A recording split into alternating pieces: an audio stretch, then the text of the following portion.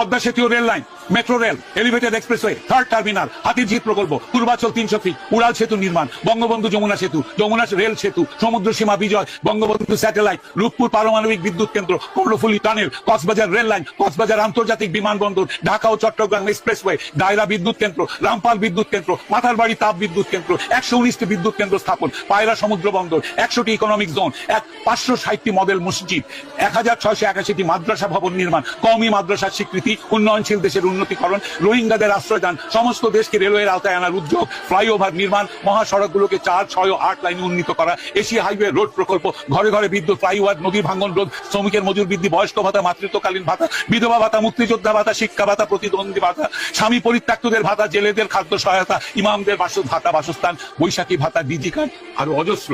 আমার দম কুলাচ্ছে না এতগুলো পড়তে। 15 বছরে যদি এতগুলো কাজ কেউ করে থাকে, তাকে কোন চক্রান্তকারী এই টাকা পাচার করার দেয়? আর সে যদি ডিক্টেটর হয়, খুব ভালো করেছে।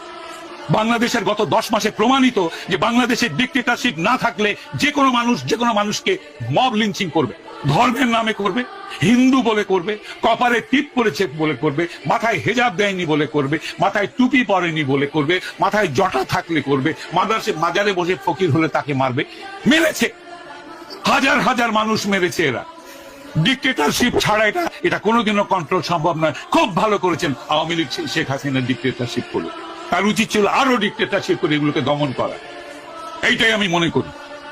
বাংলাদেশের মানুষের কপালে গণতন্ত্রের দরকার নেই। যারা জাতির পিতাকে হত্যা করে তার 54 বছর পর তার ভাস্কর্যের মাথায় পেশাব করে, সেই জাতির জন্য স্বাধীনতারও দরকার নাই। এরা পাকিস্তানের গোলাম হোক।